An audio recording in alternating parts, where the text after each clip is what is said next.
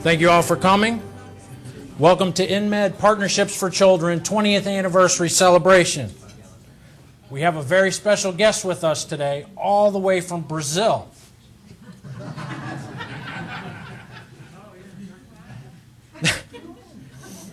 This is Dr. Med. Plays a real important part of our programs down in Brazil. He wanted me to tell you that the gift bags that were on your seats this morning were colored by our MotherNet Loudoun County and our MotherNet LA program children. So each bag was hand decorated by kids that participate in our program. So a great thanks to those folks and the kids that help us out, that we help out. I'm going to turn this over to Dr. Med. He has most of the floor today. I'm just his agent. Okay. Hello, everyone. Make yourselves comfortable. Don't be shy. Sit back and enjoy the afternoon. And please, eat all your greens. They're good for you. I promote health. While you're enjoying your meal, I'd like to ask Dr. Linda Pfeiffer, the president of INMED, to give the welcome address. Dr. Pfeiffer?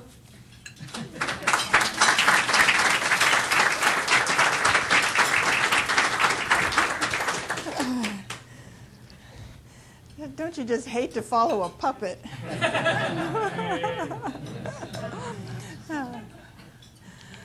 Okay, well, thank you very much, Dr. Med, or better known as Dr. Med, who did come all the way from Brazil, where he is beloved by hundreds of thousands of children, literally, in our programs there, and actually quite a few adults as well. Thank you very much, Dr. Med. And I hope I'm well equipped here.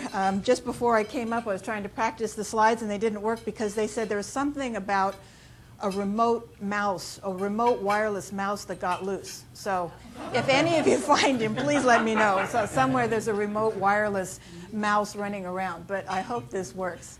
I promise that during the main course I'll let you all enjoy your conversation and each other, but now please enjoy your salads, and I'd just like to say a few things for you to think about before the main program that is going to follow, but please start. First, though, a warning. For full disclosure, this is being videotaped, so behave yourselves.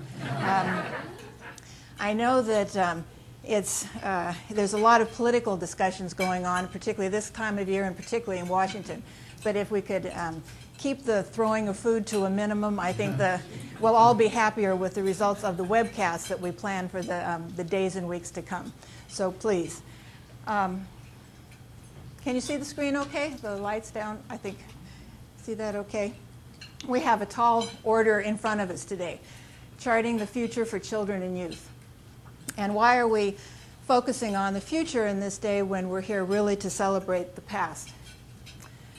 Because for all the successes that we share here as individuals, as individual organizations, and all the partners are here today, the successes in newborns who are born full-term and healthy, for growing children who have enough to eat, and for the girls that are going to school for the first time. For all these successes that we're also rightfully proud, so many of these same children grow up then to join gangs or become involved in extreme forms of child labor or get married at the age of 11 or 12. Too many children are still falling through the cracks. In the Amazon region of Peru, where INMED is just launching a new child survival program, actually we're just launching it this month, 50 infants die for every 1,000 that are born alive. And in Mozambique, from where I just returned, thanks to our partners JAM just a couple of weeks ago, life expectancy for these children is 34 years. And in the U.S., too many children are falling through the cracks. In Compton, in south central Los Angeles, where INMED's MotherNet program has a family resource center and an outreach program, 46% of children live below the poverty line, and 15% of the children have one or both parents in prison. We can't afford, our planet can't afford to have so many children falling through the cracks. So it's time for us to jump to the next curve. We can prevent infant mortality. We can prevent kids from joining gangs. We even can prevent the continued spread of AIDS within a generation if we concentrate on that generation from the prenatal period through infancy and childhood and adolescence all the way back to parenting. This child in Africa that has the very best chance of breaking the cycle is the child whose mother was determined enough to get tested for HIV and AIDS, and if she was positive, was treated, as was the child before and right after birth. But in how many countries and how many communities is that child followed? A proactive, caring mother and the right initial treatment has the very best chance for breaking the cycle. A lot of funds are going into Africa. A lot of groups are working there, doing a lot of great things. A lot of kids are being treated for disease, and prevention programs are in place. Feeding programs, mentoring programs, job training, that sort of thing. But rarely do they focus on the same children. And rarely is that child who had the best chance at the start of life followed with these kinds of programs. Rarely are they followed through the continuum of care. This gang member probably got all of his immunizations as a child through one program, and his companions there probably got free lunches through another program. But somewhere along the way, they fell through the cracks, and they're pretty much written off now as hardened and there's no hope. But as the head of our gang intervention program in Los Angeles tells me, when he puts his hand on the shoulder of the 16-year-old gang member, this boy melts. He would do anything to get out of the gang, but just doesn't know how. Somewhere along the line, he fell through the cracks. We have to put it all together. I know I've shown you this slide before, but I just love it so much. I think that's such a neat slide. But we have to put it all together, and we've got the organizations, companies, people here today who can help us, who help begin to do that. Companies like Johnson & Johnson that focus on prenatal care and care for school-aged children and deworming. Companies like Freddie Mac that focus on child abuse prevention and programs and services for children at risk, particularly immigrant children. Companies like Monsanto that focus on nutrition and improved agriculture. Companies like GE and Scholastic and DHL that have focused with us on education programs, and then government entities like USAID's GDA that focuses on putting together partnerships across sectors, and HHS that helps us mentor children of prisoners, and partners like MedFarm that help us with the medicines, and JAM who are great partners. We have all of the pieces, and we need to put it together. All of you who are here today have two things, major things in common. You all care deeply about children, and you're all revolutionaries of one sort or another. And I know that several of you are my age, and of course revolution was just what we did when we were growing up. But beyond that, many of you have turned your churches, your committees, your organizations, your companies upside down to really make changes that make a difference. Many of you have made dramatic career changes to focus on something that you're passionate about, and many of you are spending retirement serving on boards and being actively involved in these kinds of programs. So while we're celebrating the past today, we're also going to try and be a bit revolutionary and jump to the next curve. And the American public is ready for this.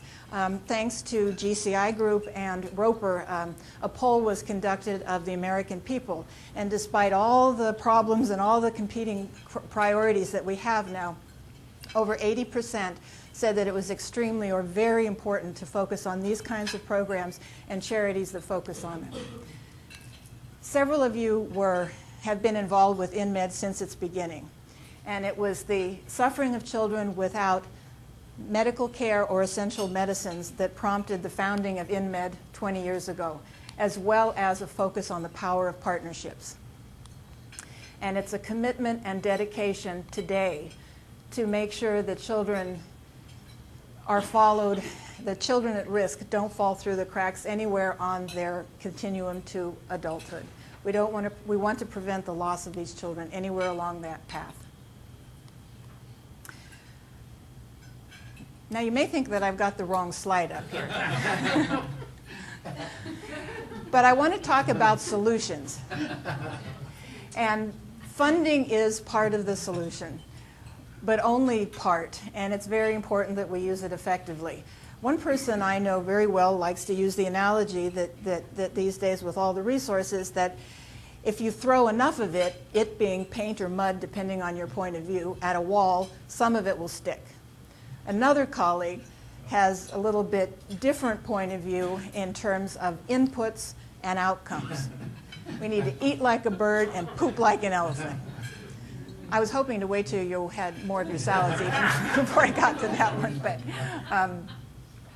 but it's so important that we make effective use of resources, and most importantly, that we put it all together. So the objective is to create a continuum of care so that we can develop opportunities for the future for these children to be thriving citizens of their countries and of the world. And the power of partnerships can make this happen. And there are a lot of skeptics because partnerships are not easy.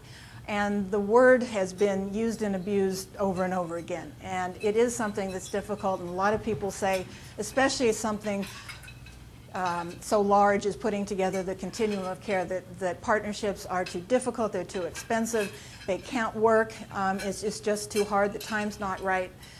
But when I hear this, I like to take solace in some of the predictions of people from other industries when they were told that, look, there's just no market out there, there's no demand, so that, you know, they're never going to buy an idea that's this big. Or another one, another one that was dug out of the archives, that it's just too complicated, it's just, there's too many parts to it, it really can never be seriously considered, it's no value to do anything this big. Actually, this one is one of my favorite. Some of you may know Guy Kawasaki. He was one of the founding group of Apple Computers. And those guys, of course, as you know, they weren't salesmen, they were evangelists for promoting their product. And Guy retired from Apple and is living very comfortably in the Bay Area. And another group of bright young visionaries came to him with a new idea, but he had to drive across the Bay Bridge in order to take this opportunity each day. And he said, how can it be a business anyway? So he turned down the offer to be the founding CEO of Yahoo. And he calls himself a bozo to this day. It's just too difficult, and how can it work anyway? But it can work, and there's too many really important people counting on us for it not to work. So we're here today to celebrate the power of partnerships, and hopefully, after lunch, take a major step forward in charting a course for children and youth. Thank you so much for joining us. Please enjoy your lunches, and there'll be more later. Dr. Fiber, thank you very much. Now, as many of you have no idea what I do in Brazil, I'm in charge of kids eating healthy and staying healthy. So please eat your salmon, which is the main course for the lunch this afternoon. It's a great source of omega-3 fatty acids, and it's good for your heart.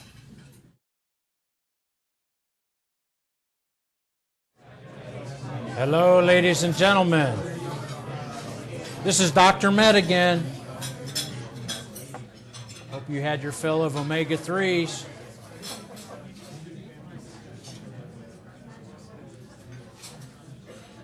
At this time, I'd like to introduce Ron Roberson. Ron is an amazing person.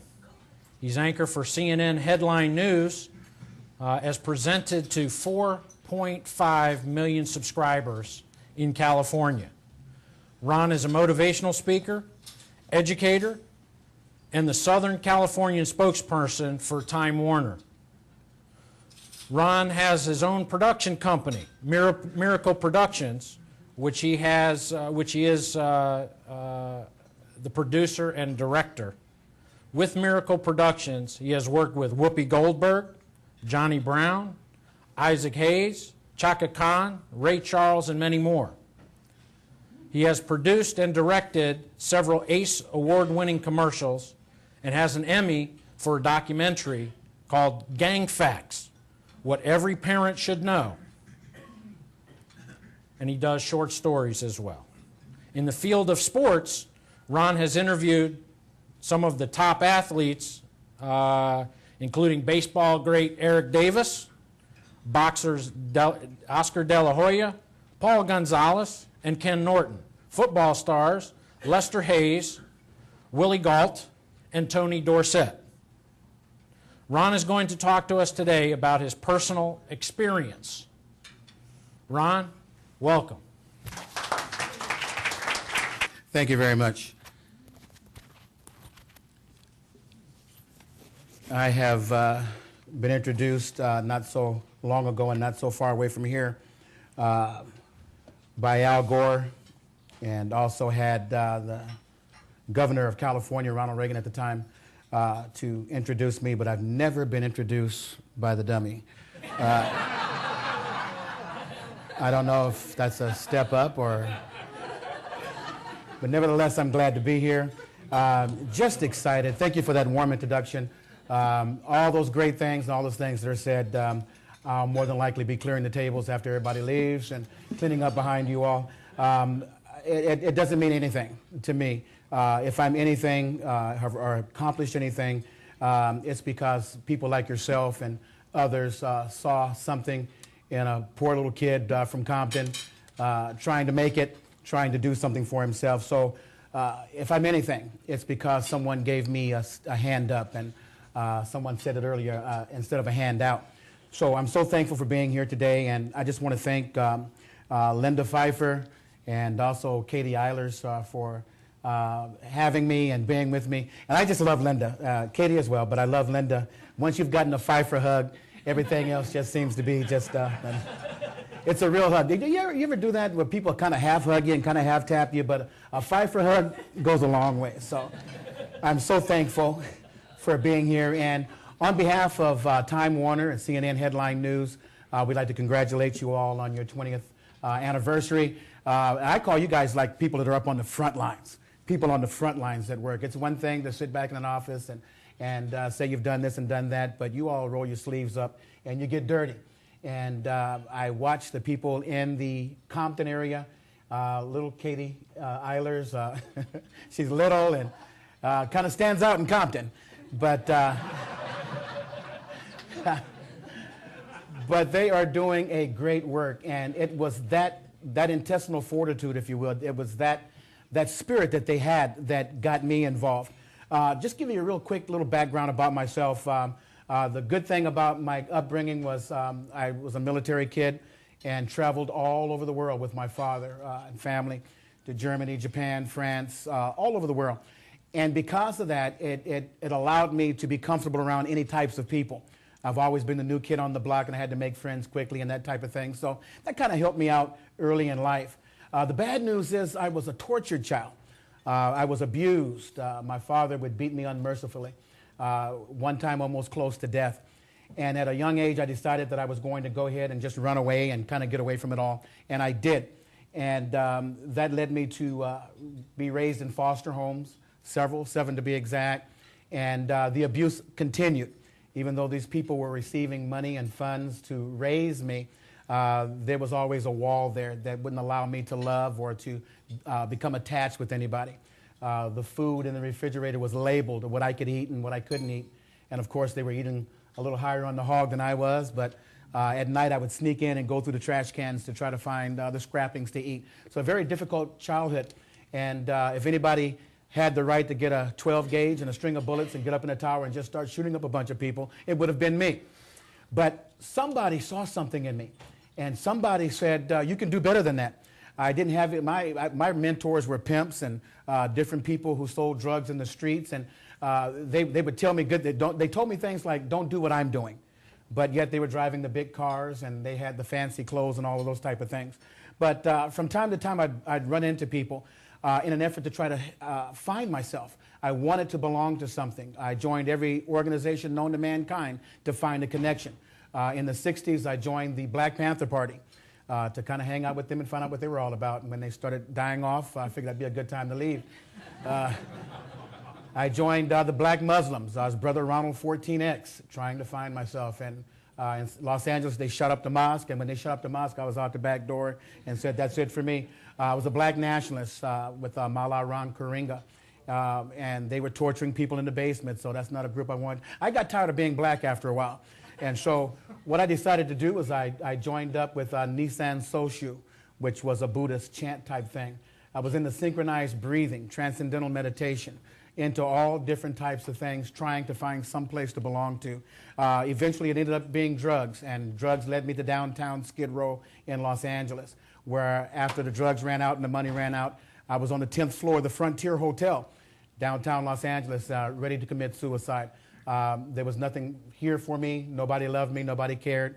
And if I died and just jumped out and died, I'd be free from it all. At that time, and I know there's different probably religions that are represented here, but I had what I guess some deem a Christian experience. Somebody talked to me. And as I began to hear these things, I began to realize that maybe life was worth living. So I jumped back and fell on my knees and began to realize that I was going to make a change in my life, that I was going to do something. So very gradually, by degrees, I started working, started doing different things, and about 5 or 6 years later, I ran into one of the local cable stations, saw what they were doing, and said, this is something that I want to do, and I've been there ever since. I've never had a class in journalism, never had a class in production. Everything that I've learned, it was self-taught. I made up my mind that I was going to do better. I made up in my mind that I was better than what I was seeing in the mirror, being in drunken cocaine stupors and all that type of thing. And once you start catching a fire, someone else will come to watch you ablaze and want to contribute. And several people came on board and helped me and mentored me and allowed me to be where I am now. So I'm quite thankful for that. And that leads to this. I do the CNN headline news, and they have 5-minute spots before the hour and before the half hour. And prior to that, I happened to be at an event where I was covering a story with gang members that had denounced their gangs, and they had a Mother's Day program where the gang members were saying, I'm sorry to the mothers of children who had been murdered by gang members. Real touching affair, unbelievable. And at that event was a young lady named Catrice, and she was from INMED. And I saw her get up and give her a little spiel, and I said, oh, nice group. Maybe I'll have them on the program. And once again, we talked and we chatted and got them onto the program. And the more I began to listen to them, the more I began to realize that these are some pretty good folks. I need to find out more. I had belonged to a lot of organizations, sit on the board for the YMCA and the Kiwanis, all the clubs. And I'm not downing those organizations, but I felt that I had something to offer.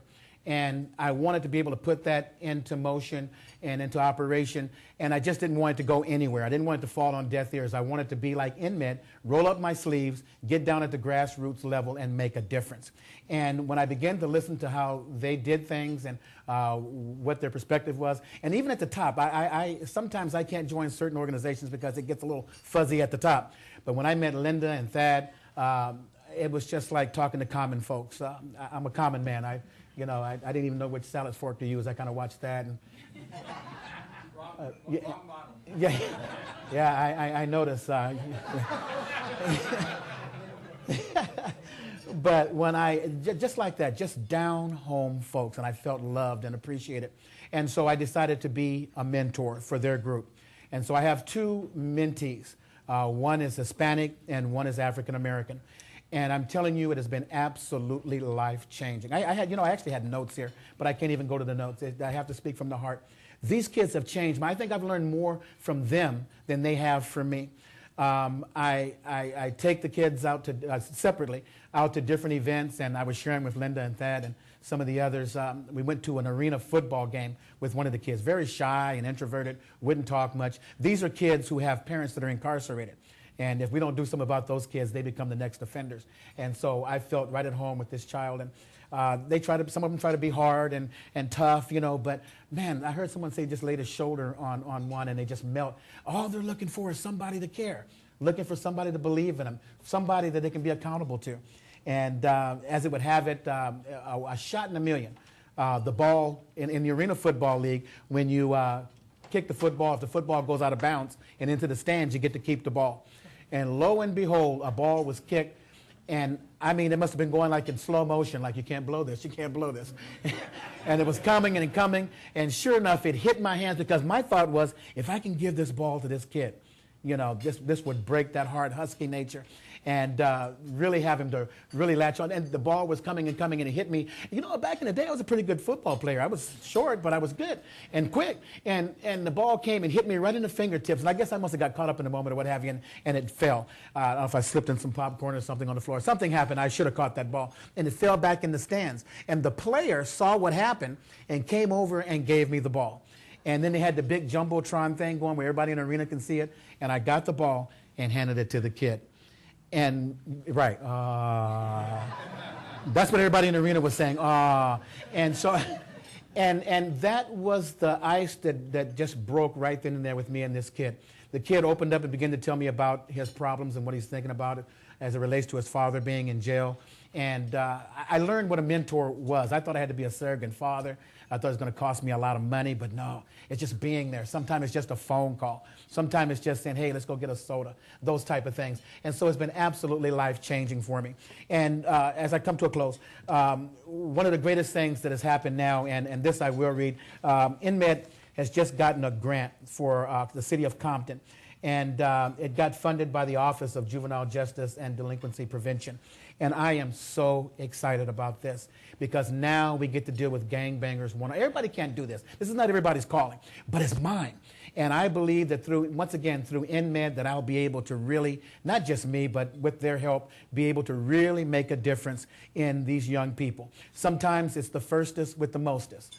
You know what I mean? The first person that comes with the most to give some of these kids. So if we can get there first and say, hey, we've got a program to help you get a job. I'll be teaching television production there, to teach them how to do camera work, teach them how to edit with the latest technology. CNN has already bought into it. They said, okay, well, we'll open up our studio. We can't give you money, but you've got the studio. So they can learn cutting edge, right on the cutting edge AdVid system, the Final Cut Pro system, to learn how to edit, to have a viable job, to learn how to be on camera. I had no training in this, no formal training whatsoever, but had some people skills, and so I can teach that. And so hopefully we'll be able to get jobs and show them how to apply for a job and all those things. Just exciting work. And I thank you all and some of you all that are in the business and the private sector that have bought into this idea with INMED of what they're doing and how they're doing things, not only locally but abroad. I was just so thrilled. I have an opportunity in January with CNN to go to El Salvador and to visit the prisons there where they have all the gangbangers and all the gang members who have tattoos from the crown of their heads to the soles of their feet, glorifying their gang. And I hope to be able to go back there and find out some things and bring it back to INMED. Also get paid while I'm there. That's a side joke. But because we don't get paid a whole lot. But boy, it's so rewarding. It's so rewarding. So I thank you for having me here today. I thank you. I thank the puppet. Did you notice the puppet wasn't really saying much? But which one is the puppet? Thank you. Wow. That's the same question I asked myself. Which one is who? Ron, thank you very much. That was great, man. Awesome. Awesome. I now have the privilege and honor of presenting the first international donation of guitars by the Gibson Guitar Company to each of the three of INMED's country representatives. I'd like to ask Joyce Capelli from Brazil, Robert Wright from Trinidad and Tobago, and Katie Eilers from LA to come up. These guitars represent a total of 70 donated, of the 70 donated, I'm sorry, I stand corrected. Robert Wright's from Jamaica. I apologize, sir. I'm reading this. He's reading the script. Okay. They represent 70 donated for the children of our program. Musical accomplishment is a wonderful thing for our kids. It helps build their self-esteem as well as their skills. Thank you, Gibson, on behalf of the kids. It's awesome. Thank you. Great. I'd just like to add that Nina Miller, the head of the Gibson Foundation, and Henry Jeskowitz, the president of Gibson Company, really wanted to be here today, but they couldn't. This is their first international donation, and they're linking it also to the U.S. through our LA program, but then to Jamaica and Trinidad and Tobago, and in Brazil to Bahia and Rio, to our programs there, and then also to Los Angeles. And this is so important, not only for the musical development, but building self-esteem. And we have both acoustic guitars and electric guitars with little amps that are made for kids in this 8 to 12 age range specifically. So we're very excited. And Gibson says they really want to grow this program with us to other countries as well. So we thank them.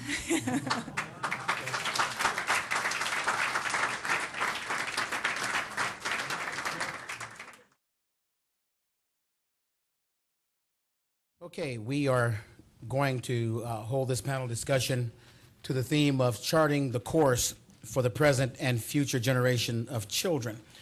And it's my pleasure to introduce our guest panelists for today. I'm going to begin with Conrad Persons, who is the Director of International Programs and Product Giving for Johnson & Johnson. Mr. Parsons.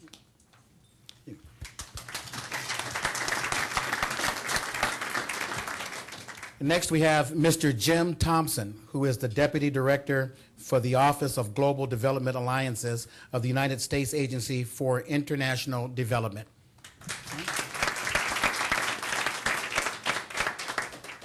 Dean Klein, who is the Senior Community Relations Manager for the Freddie Mac Foundation.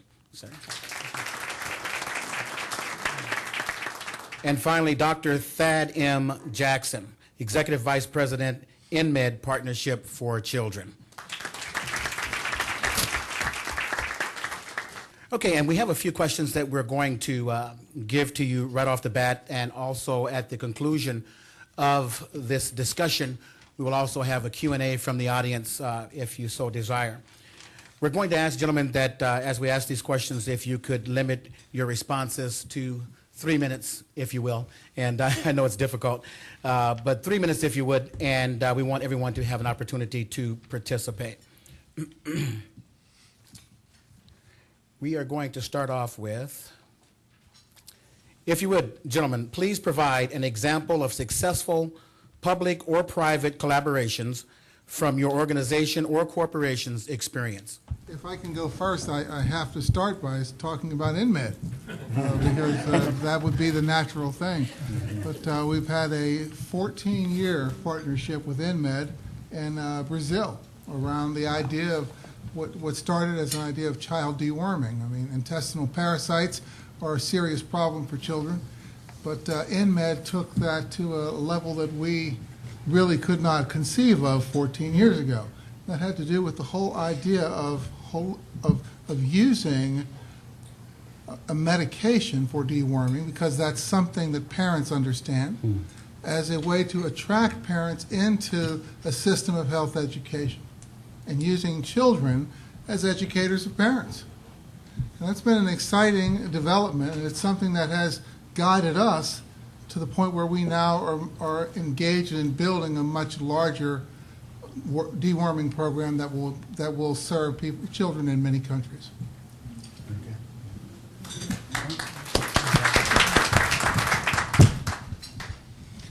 Good afternoon. I guess the example that I would start off with, again, would be with INMED. The Freddie Mac Foundation has been a very, very proud partner of INMED for, I guess, 13 years now, and helped to start INMED's Healthy Families programming in Loudoun County. And at the time that we began investing, Healthy Families was really not known in this region very much, nor did we have a strong relationship with INMED. And I think through the years we've been able to establish a very close relationship. We, as a foundation that really focuses on outcomes, have been thrilled with the wonderful work that INMED has done. the outcomes for vulnerable children and family in Loudoun as Loudoun has grown, as the Hispanic population has grown, as well as just the importance of a foundation in our region like the Freddie Mac Foundation believing in an organization as well run as INMED to really bring about tremendous results.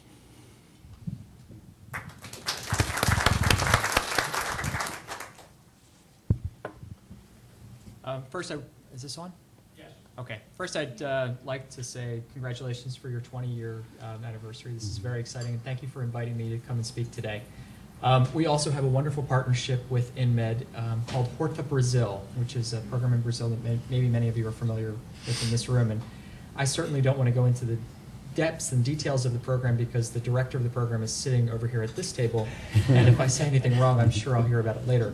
But it is an amazing program, and we're very excited to be a partner in this program. Partnerships are a way of the future for the U.S. government's foreign aid program. What we have found is that we can't do things alone. Even as the foreign assistance budget has grown tremendously, and it has since September 11th, it's almost tripled. What we have found is that we are no longer the majority shareholder of what is going to the developing world from this country. Private sector is investing in these countries overseas, and what we need to do is partner our resources with the private sector. So as an example of a successful public-private partnership, I will leave that to the director of the Horta Brazil to talk to you about that program because it is amazing.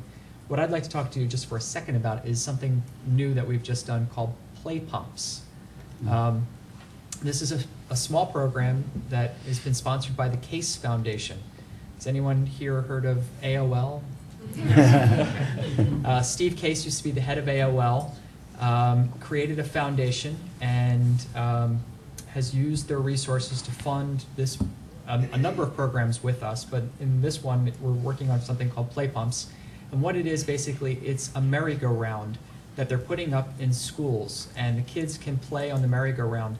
But the great part about it is the merry-go-round actually uses the kids' energy to draw water up from a deep well and pump it into a cistern at schools. So this has nothing to do with child labor. The kids actually are enjoying it because it is recreational play equipment. Once they set it up at a playground or at a school, the kids come running for miles around to play on this, and you see them running around on it. And it pumps clean water up out of deep wells, and then we're using the cistern to advertise, to raise revenue for the schools, as well as to do public service announcements about things like HIV/AIDS. And then we're also teaching kids about the uses of clean waters at the schools, all because of this one little innovation called play pumps. So it's rather interesting. USAID is funding it along with our colleagues in the President's Emergency Plan for AIDS Relief, otherwise known as PEPFAR, and the Case Foundation. So that's an example of a great public-private partnership.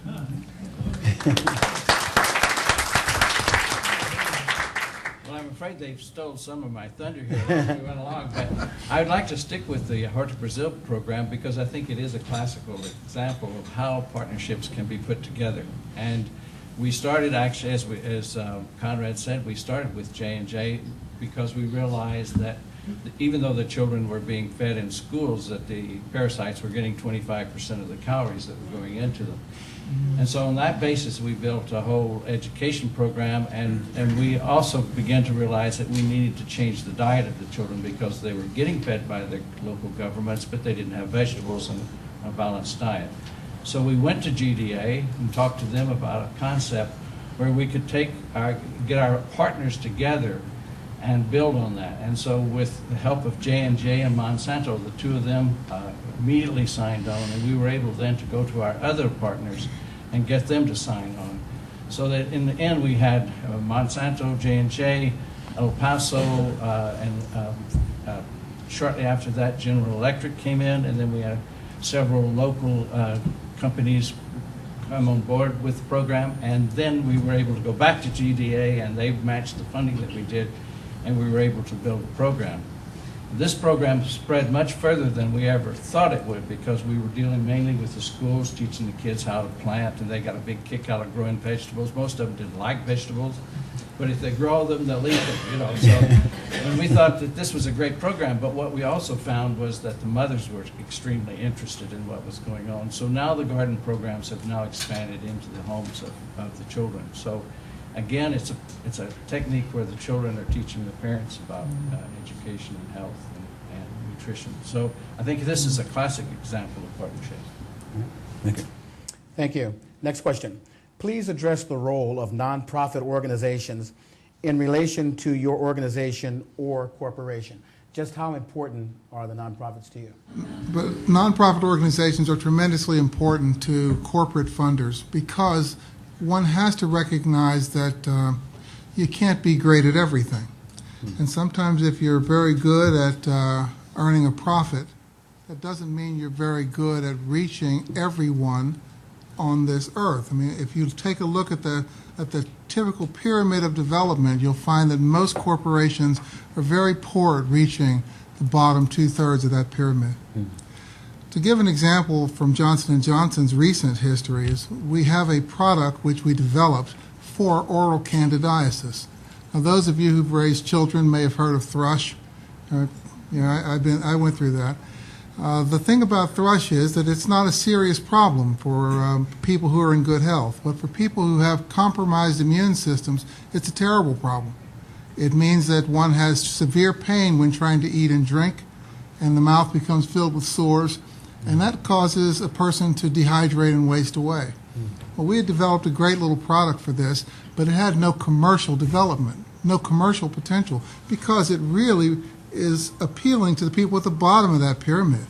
So this product, even though it cost about $1 for a 7-day course of treatment, was something we wanted to make available to the poorest people in the world, but which we didn't have the expertise for doing. And we began working with a nonprofit organization in Kenya called MEDS, Mission for Essential Drug Supply. MEDS sells drugs to the faith-based organizations typically and nonprofit hospitals in Kenya. They were able to educate and detail this to people in a way that we simply couldn't afford to do. If we're not operating at a profit, you can't put a sales force out there. So they were able to do that, and now this product is very broadly used in Kenya, and we're seeking to replicate this model in other African countries.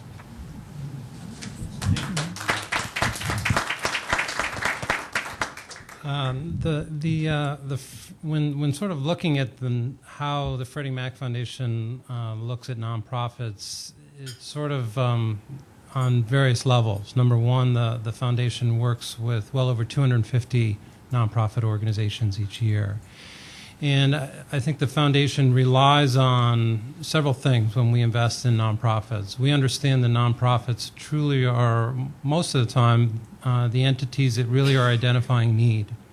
They're the ones in the community, very rooted there, that understand neighborhood issues, understand more cultural issues, understand disparities between different levels of income, understanding gaps of services, understanding new immigrant populations that are coming in. All of these factors contribute to our perspective about nonprofits as partners. We work with nonprofits in a wide variety of ways. We certainly value that partnership, but we also recognize the importance of capacity. And so we look at our nonprofit partners and realize that they also are in need of capacity building. And so we focus a lot on outcomes. We focus a lot on the importance of really being able to tell your story, being able to understand what it is that they do well, being able to really drive for stronger and stronger results for vulnerable children and families. So we look at ourselves as a partner in that sense. We rely on the nonprofits in many, many different ways, and we're there by their side as they continue to advocate on behalf of the most vulnerable, who are out there raising awareness of issues that are important for the community to be aware of, and who are striving to make sure that our communities are healthy.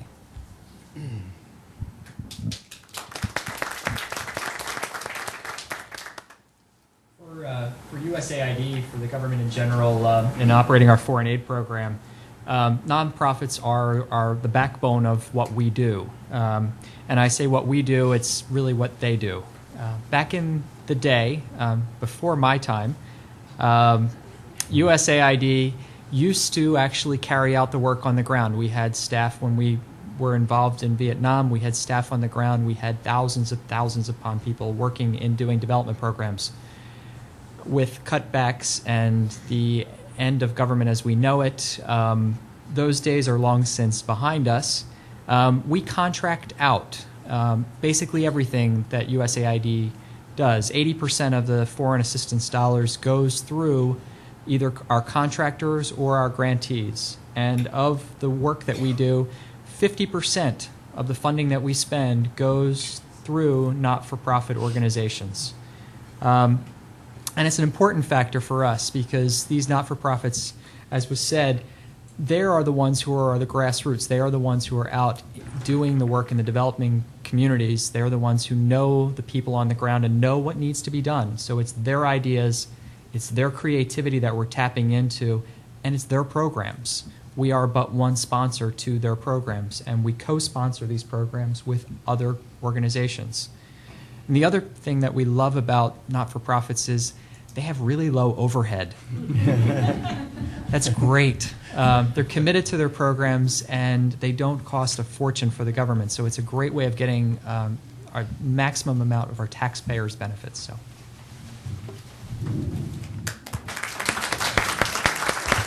Well, I have to say I like NGOs, right? I mean, I don't have a choice, and obviously I do.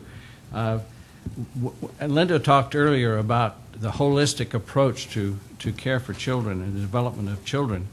And no one single NGO entering into a program has all the resources and the capabilities to do that. And we very quickly learned that. And one of the things that we've always done is to go into those communities and look for the best NGOs that we can find that would provide the services that we can't provide.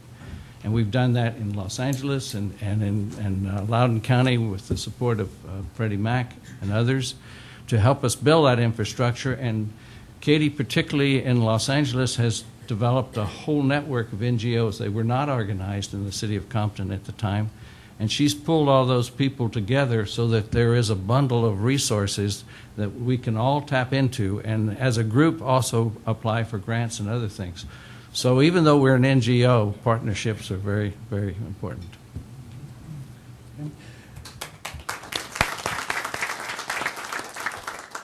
Our next question, in a recent poll, or shall I say a recent poll, has shown that American women are very concerned about children's health and education globally. Do you think that this concern could affect government spending priorities in the next 20 years? Sir. Well, I'm in very deep water here. I don't know. I would hope so, because it's been my experience. Because of my work, I tend to have exposure to families in a lot of countries around the world. And it's been my experience that as go the fortunes of women and children, so goes our future. And I think that it's been my experience so far that when you manage to reach women, you tend to reach children. And that's not necessarily the case always with men. So I'm hoping that there is a lot of interest in the way women see this, and it's been my experience that here in the United States that there is a growing sense of how connected we are to the needs of, how connected we are globally, and how there are no true fences to protect one from the really serious problems on this earth, and particularly when it comes to health. So I would hope that that's the case. Yes.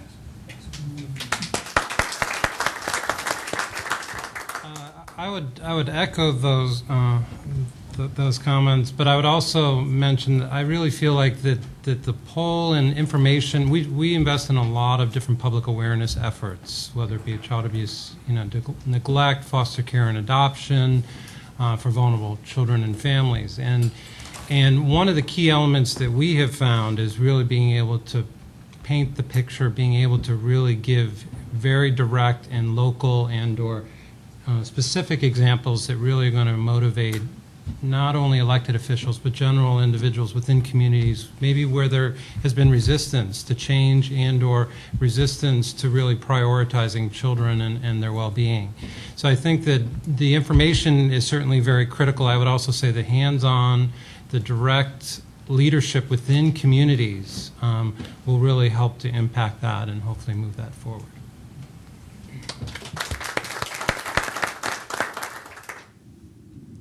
Linda, I'm not certain how you've managed to pull together a panel full of gentlemen to answer this question, but I guess it goes to the strength of your leadership to entrust us with this question.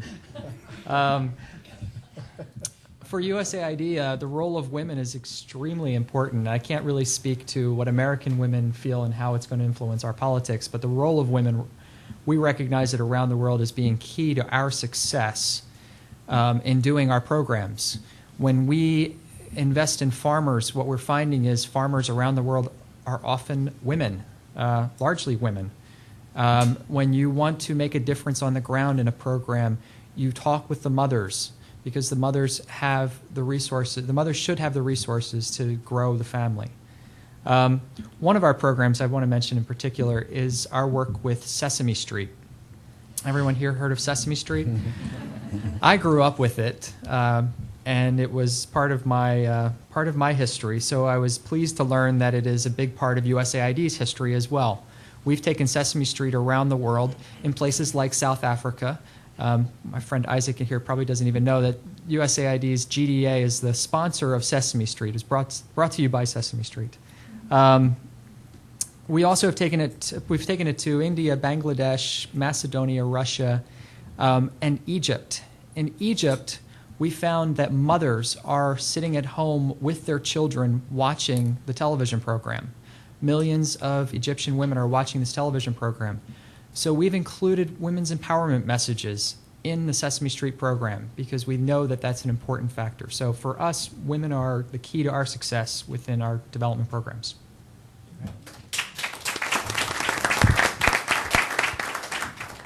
Well, no one can predict what's going to happen 20 years from now, but certainly with the women interested in this concept, it's going to have the strength to push it forward if it's at all possible. But one of the things that's most gratifying today is that I didn't hear anybody in this room mention the fact that, or even question the fact that partnerships with the private sector and NGO and governments can actually work together. 10 to 15 years ago, people were saying, oh, we don't speak the same language, we can't get along, we all have different objectives, you can go down this whole list of things. We didn't hear any of that today, and to me that's a very important step that's on the way to doing something 20 years from now. Without that partnership, then I don't think we can achieve the objectives that we want 20 years from now. But with all of us working together, as someone mentioned before, I think past president of the World Bank said that you can put all the investment that USAID is doing, the government is doing, the European Union is doing, put them all together, and none of it even comes close to internal investments that's going on in the private sector. So for us to, as NGOs, to ignore what's going on in the world and not work with the expertise and the resources that the private sector has is insane.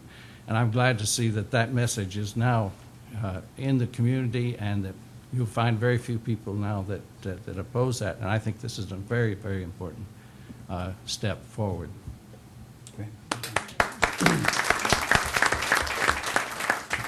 Okay, Dr. Jackson, you kind of answered the next question that we're going to present to you.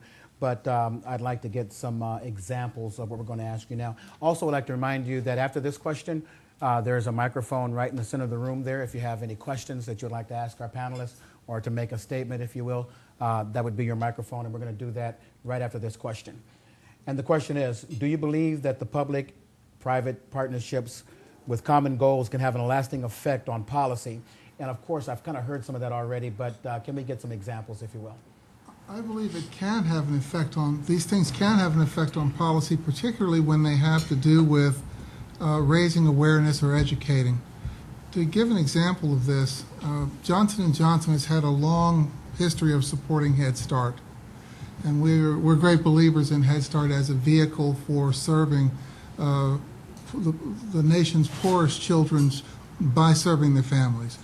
But one of the things that the Head Start world sort of acquainted us with was how difficult it is for the parent who's perhaps working a couple different jobs and commuting an awful lot to see to health care needs of a child. And then as we learn more about this, we began to get more interested in the question of health literacy and whether or not health care services were being effectively utilized by the family because of the barriers in communication, which then led to a training program called What to Do When Your Child Gets Sick.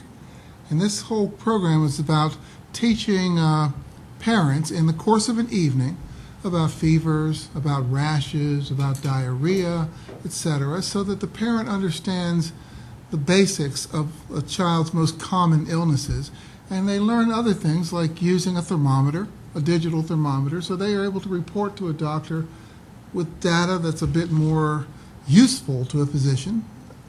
And what we learned was that if you educate a parent on this, you will save $200 in health care costs in the first year after you train them, per child.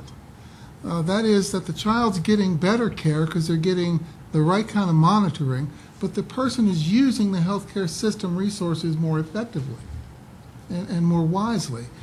Well, the whole point that we sought out of this was to demonstrate the power of this, and we were just pleased to see that 4 states began programs of supporting training parents on being the gatekeeper to the healthcare for their child. Now that's just the beginning, but I think it can show a change in policy in that the states were willing to put some resources into training these parents.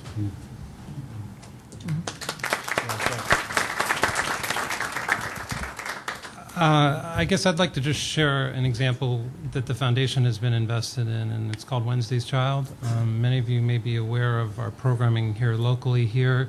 It is a partnership between the Freddie Mac Foundation, NBC4, as well as CFSA, who's based locally here. And so the program is really focused on the premise that many of the kids who have been in the foster care system for a long period of time are very hard to place. They're very hard to place for permanent options and permanent homes for adoption. Many of the younger kids or kids that have not been in the system for as long or don't have disabilities or special needs oftentimes are placed a lot quicker. And so you have a lot of children who are in the foster care system for a long period of time, never being able to realize that opportunity of finding a healthy, happy home. So the Freddie Mac Foundation started this Wednesday's Child program in D.C. With NBC4 here, and now it is in 4 different cities, in L.A. and Atlanta, had been in Chicago, now we're in Philadelphia. And we have partnered with government entities and nonprofit organizations, really looking at it very holistically and finding ways to not only impact the general public, to welcome in families who might be interested in adopting, but also hopefully working with government entities and really showing some leadership from our sector, from the Freddie Mac Foundation, to really help influence them in changing the way maybe they approach their service delivery, maybe approaching different partners that they maybe had not considered before, convening entities that maybe wouldn't have met, but by having the Freddie Mac Foundation come to the table and saying we all need to meet and really find ways to increase the number of kids who are being adopted out of the foster care system. So I think that in that program and other programs that we've invested in, we've seen a noticeable change when there's certainly leadership, but also investments, as well as a common will to improve, the condition. And fortunately, with this program, there's been a noticeable change.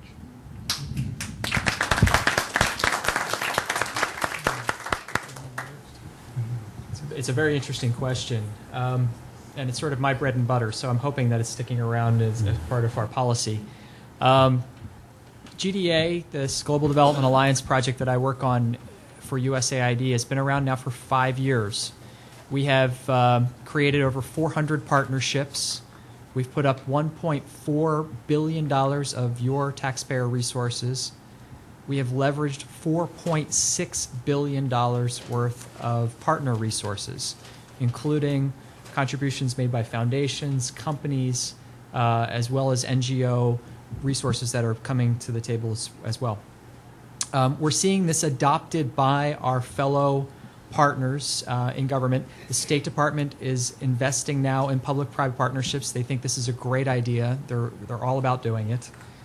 We've also have a person now who is working at the President's Emergency Plan for AIDS Relief. I'm not supposed to call it PEPFAR.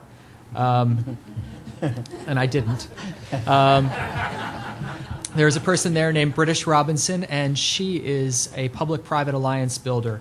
Millennium Challenge Corporation, the National Security Council, all very interested in public-private partnerships. We think it's the way of the future. We recognize that we cannot do it alone, that we are dependent upon other players and other partners in getting our work done. So we think it's important. I'll tell you a small story. Andrew Natsios, who was our former USAID administrator, was very fond of saying, and this is, since this is on tape, this is not me saying it was Andrew saying it. It's one thing if I, Andrew Natsios, go to the Hill and say that USAID is the best development agency out there in the world.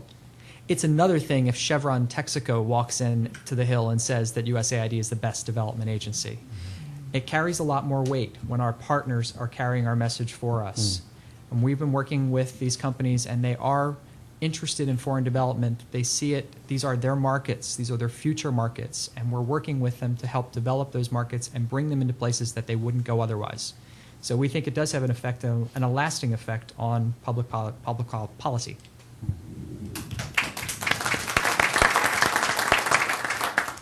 I think a good example of the work that INMED's doing where you have an effect on public policy is our program in Loudoun County, which is directed by Maria back here, and that is our influence that we had on county government. When we first started the programs, people looked at Loudoun County and said, oh, you know, this is one of the richest counties in the United States. They don't need resources, so on and so forth. Fortunately, we had Freddie Mac, who did see it that way and came to gave us some support. But as we went into the program, we began to realize that Loudoun really didn't have very much in the way of county services. They didn't need it. It was a small, quiet, sort of country county, and we suddenly were getting these influx of immigrants from Central and South America, and no resources to direct for their use. And the other big problem was that no one in the county spoke Spanish, so we were going around doing translations and taking the county material and turning it into material that their clients could read, and so on and so forth. So then we began to work with the other nonprofit organizations within Loudoun County and began to pull together a group of people who had common interest and were providing other services. And they, in turn, went to the county boards of supervisors and said, you know, we've got to have this, this, and this. And some of those things are now coming into play. It's taken about 5 years to do that, but we are now getting to the point where the county is listening. They do understand that we have a major influx of particularly Hispanic population, and as the county grows and going to continue to grow, it looks like, for the near future, we hope to continue to play a major role in that.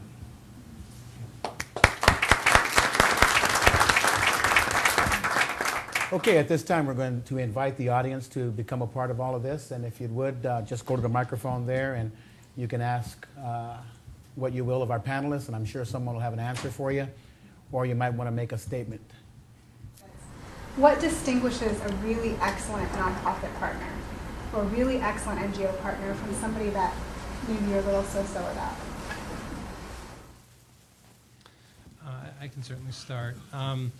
Several things. One is a clear sense of why they're doing what they're doing, a clear sense of what they've been able to achieve previously, an understanding of what their strengths are, and really honing in and leveraging their internal organizational strengths to benefit those who are in need. Many organizations we have found have remained very broad they may have internal strengths that might allow them to serve the Hispanic population a lot better than any other organization, yet they don't prioritize that. They don't see that as a real asset comparatively.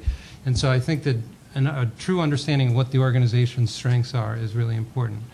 Obviously, leadership is extremely critical in being able to see a vision, understanding the importance of non-duplication of services, seeing their way through community challenges in a manner that will allow them to meet the community need in partnership rather than in competition with other entities, and leveraging resources. Their ability and understanding of the importance of working with others, after assessing their own assets in their organization and in their community, finding ways to connect with those, to maximize those, and to bring about the greatest return. If I can, I would say that one of the first things has to do with focus. That really, an organization that knows what its mission is really quite crucial, because from that comes knowledge of a certain area of activity or a region or a community. And I think that from this also comes the resources that are not necessarily so readily listed. They are the kinds of resources that are the product of resourcefulness, if you will. I think that another thing has to do with communication, the ability to communicate the impact of the activity in a way that is not necessarily lots of bells and whistles, but still rich. Sometimes just the simple fact of photo documentation can make such a difference in terms of communicating to a corporation, because a corporation is very interested in communicating to its internal associates about these activities. And that is the thing that people will look at, or the thing that people will absorb, is usually something that's highly visual or narrative. Now, I think that the other thing that is a little harder to put your finger on, but you certainly know it when you see it, is a question of synergy. That is, are you somehow stronger by virtue of being together on this than either of you would be apart, or the impact is greater because of that? And sometimes that tends to be both groups knowing how to use the knowledge and the skills of the other group appropriately. Okay. Sir. I guess my question is probably directed most to Conrad and Dean, and it really has to do with the other aspect of making partnerships work, which is sticking at it. AID goes back to the Marshall Plan a long, long time ago. They've been at it for a while. Thad and Linda have been at it for 20 years. You two have been at it 14, 13 years, and that's, relatively speaking, at least in my experience in the NGO world, unusual. And I guess my question to each of you is, what internally happens in your organizations that sustains this kind of commitment long enough to make partnerships really be able to be effective? A couple things. Very, very good question. One of the things that I think that we're very proud about is that factor that we do stick with organizations. There's not a limit to how many years we could, invest in an organization, but we do look very closely at outcomes. And we look at them and take that very seriously. But we also have, through the years, been able to provide expertise and resources to assist nonprofits in strengthening their own capacity to develop strong outcomes, as well as to monitor them and to be able to explain and communicate, about them. We have, for many years, held workshops, free workshops for any nonprofit organizations in the region, regardless of whether they were going to apply to our foundation or not, but to help to educate them and to allow them to better understand the importance of what that means to the health of an organization. And so we've brought in national leaders to help to really engage with nonprofits and to provide follow-up, technical expertise in doing so.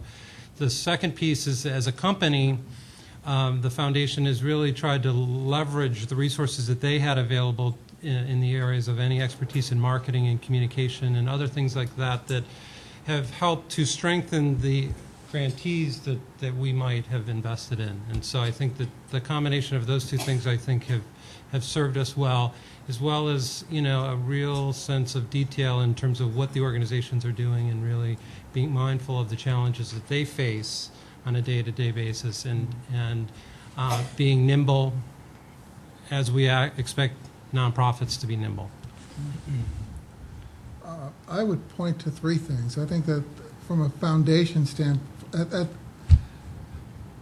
at the bottom line, it has to be built on some sense of business relevance.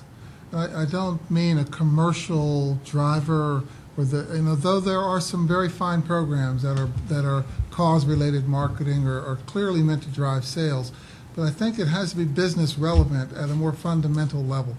That somehow the success of this creates a better environment for the future of the business, because the shareholders of a business have a right to know that this is a good use of their money. And I think that, but if one approaches it from a standpoint of enlightened self-interest, then that probably is going to point the way, and it's going to give that potential for sustainability. I also think it has to do with flexibility of programming. It has to be structured in a way that it is meant to achieve a goal, but it's also responsive to changes in the environment. And finally, I think for Johnson & Johnson, at any rate, executive sponsorship is really important. I mean, the relationship with INMED, we were just sitting at the table talking. There have been 3 Johnson & Johnson presidents in Brazil who have been intimately involved with the relationship with INMED. And each one of them has come to corporate headquarters in New Brunswick and made the case for why this was important to do personally. And I think that that's just a powerful thing. Sir. I know you didn't ask it of me, but I want to answer it anyway. We're worried about if we're going to be able to talk or not. Oh, no, it's never usually a problem. It's a really good question, and it's something that we wrestle with on a daily basis. We think the foundations that we're working with are amazing, and we definitely welcome the partnerships with them. We also welcome our partnerships with corporate organizations. And for us, the real win is getting past the corporate social responsibility piece and into their core business practices. It's wonderful when we can work with Starbucks and they're interested in doing a housing program in Guatemala or a school program in Guatemala. That's a nice thing, and we'll definitely partner with them in those programs because it doubles your money as taxpayers. But it's even more powerful when we start working with them on coffee, because that's their core business.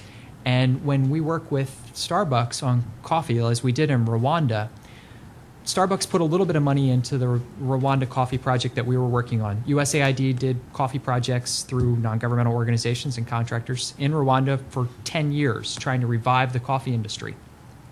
Starbucks went with us, partnered with us. They were out having the coffee farmers taste the coffee, because coffee farmers in Rwanda apparently don't drink coffee. So they didn't know what they were growing. So they did cupping of, this is what good coffee should taste like. And then they started to grow better coffee, and we introduced washing stations and good techniques in growing better coffee. Starbucks picked Rwanda coffee this past year as one of the world's finest coffees. Put it in a special box, gave it their Black Apron Award, and put Rwanda on the map for having one of the highest quality coffees in the world. We can't buy that. That is much more than corporate social responsibility. That's markets, and that's more important to us than philanthropy in the end. I was in Tanzania about a month ago, and I was so upset because they grow fantastic coffee there, and every time I got coffee, it was instant coffee. Yep. I said to my colleague from Kenya, I said, "Why is this?" And he said, "You don't understand." He said, "Africans don't drink coffee very often. We drink tea." He said, "And we grow the coffee because the Europeans like coffee, and we give it to them because they know what to do with it."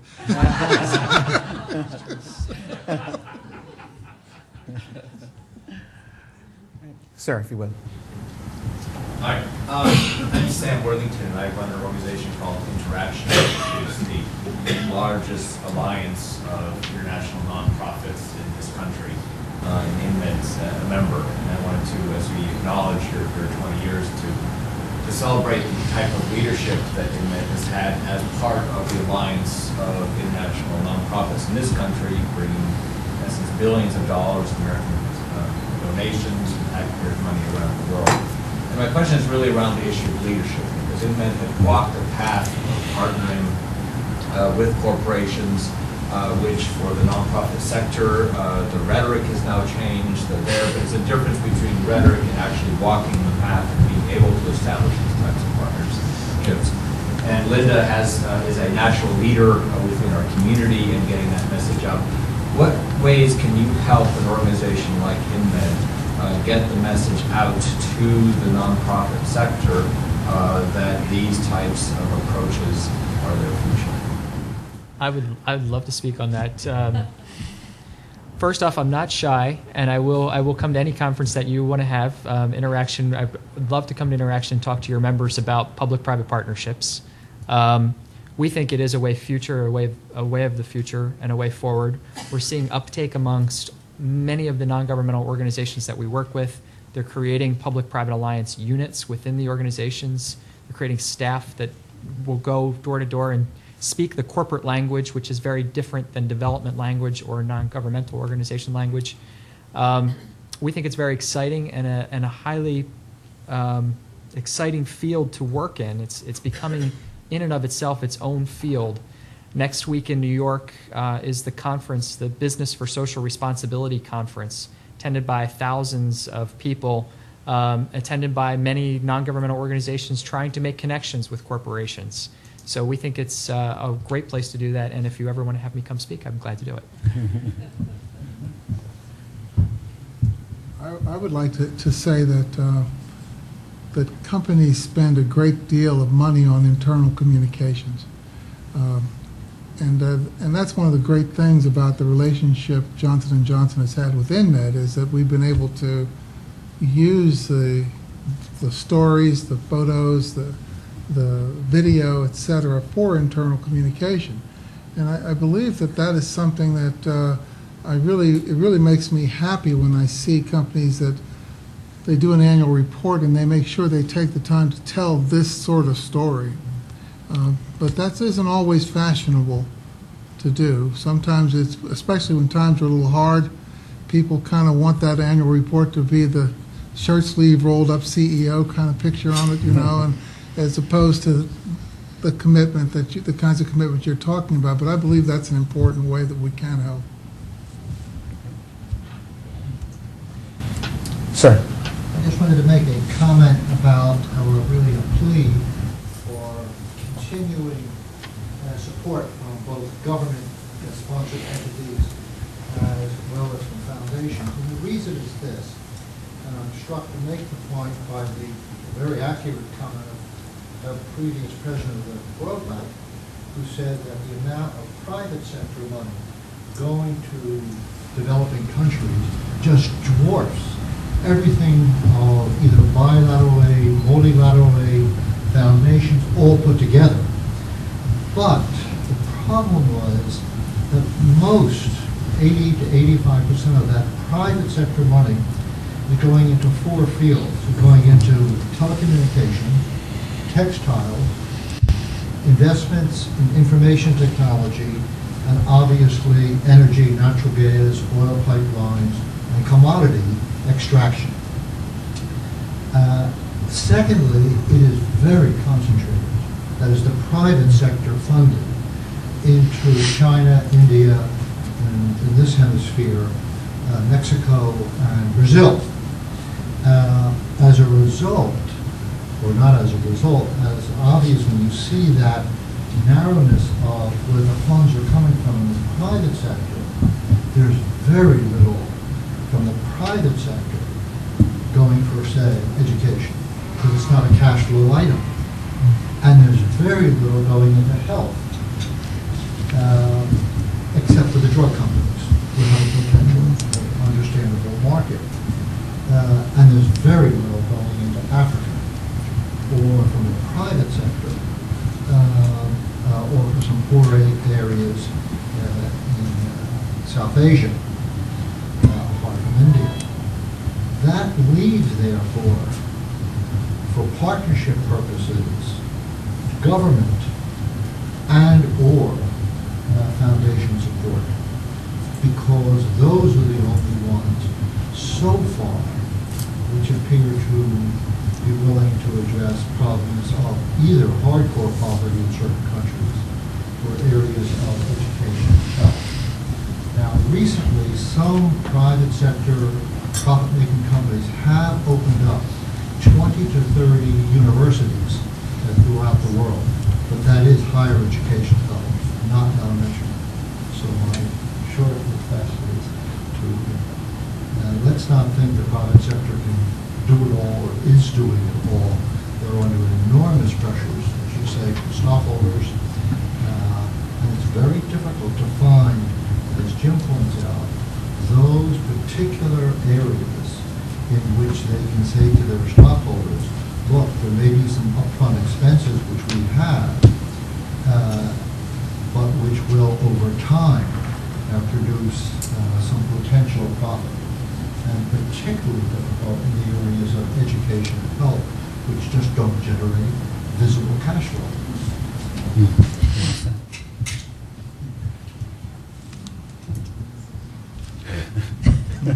Well said. I just have just a couple things to say on that. You're exactly right. A large amount of the resources are going to India and China, and in this hemisphere, Mexico and Brazil. And we have a lovely pie chart that I would show you, but now you've discounted it because so much of it does go into those countries. But I believe in the power of shame. I'm a firm believer in shame.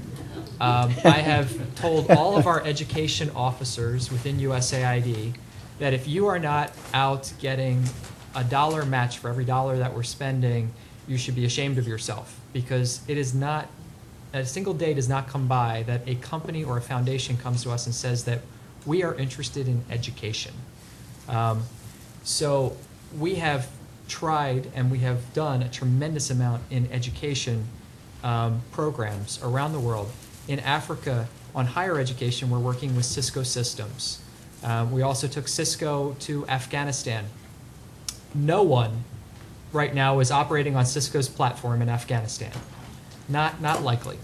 But Cisco sees it as a business constraint.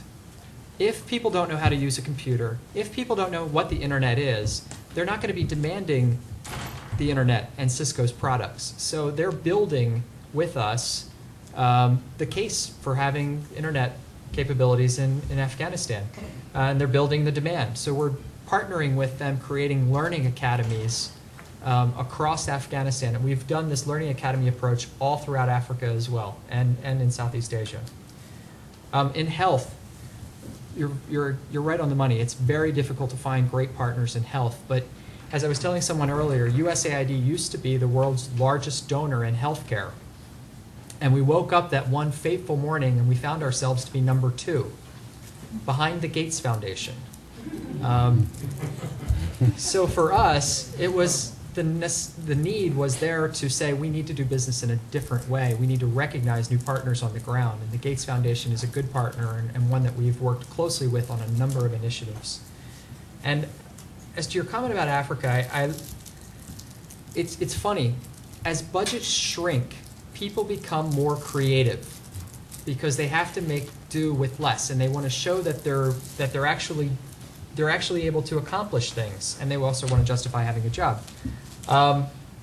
Africa has been the leader in our public-private partnerships. They have more partnerships than any other region that we work in, and some countries have been using things like the oil industry to double their budget. Angola has doubled its budget for USAID by working with Chevron, by working with Exxon, by working with BP, by working with the Bank of Angola and with Coca-Cola. All great partners, all providing resources to Angola and really creating a big development impact on the ground. Okay. Okay, if that's it, then we're going to surmise what we've heard here today. In conclusion, the steps we need to take to achieve our goal of enabling the present and future generations of children to develop into responsible, healthy young teens and adults. Some of the things that we've compiled here and have heard here is one, that we need to maintain and strengthen public and private partnerships. I think we can all agree on that. Also identify gaps in services to infants, children, and teens to ensure the continuum of care. And that's a word, a new word that I learned, and the dummy's coming back.